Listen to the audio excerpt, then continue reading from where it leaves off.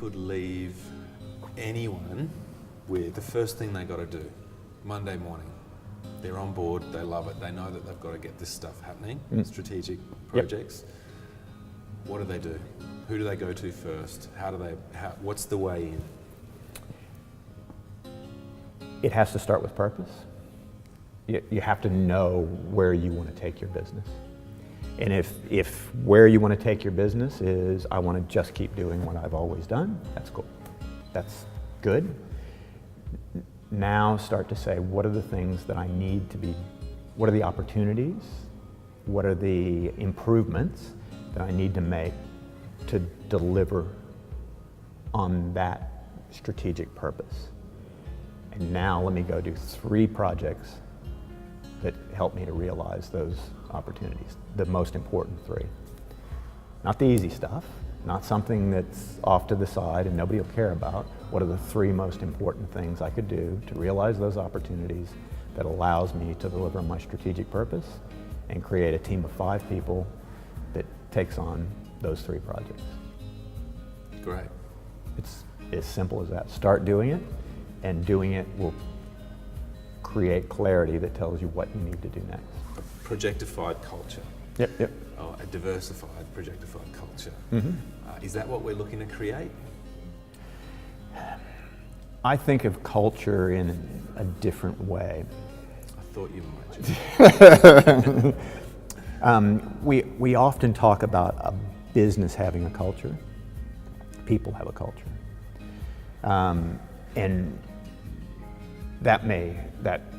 what the business can do is create the sort of environment that culture thrives in, and a particular culture will thrive in. So often talk about what can leaders do to shape a particular culture. They need to think of themselves as gardeners.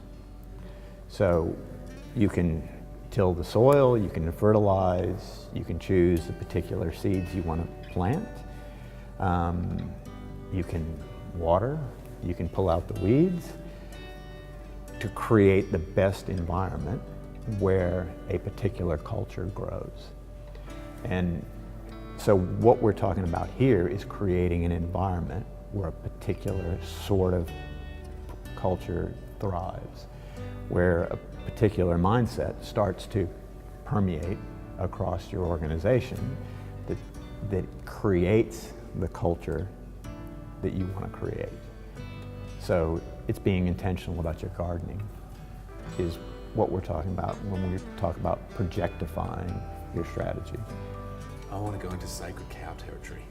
Yes. So what's the most controversial approach that what is everyone else saying and you just think it's BS about projects? Well,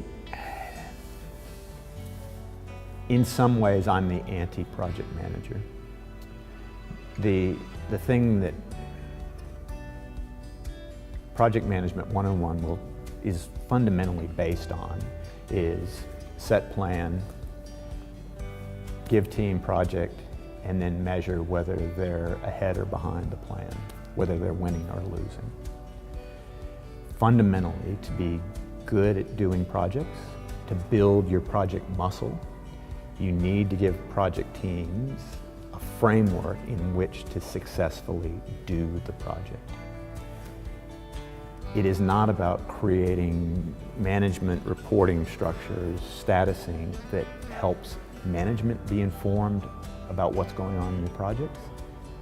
It's about putting in place the things that helps your team be good at doing their projects.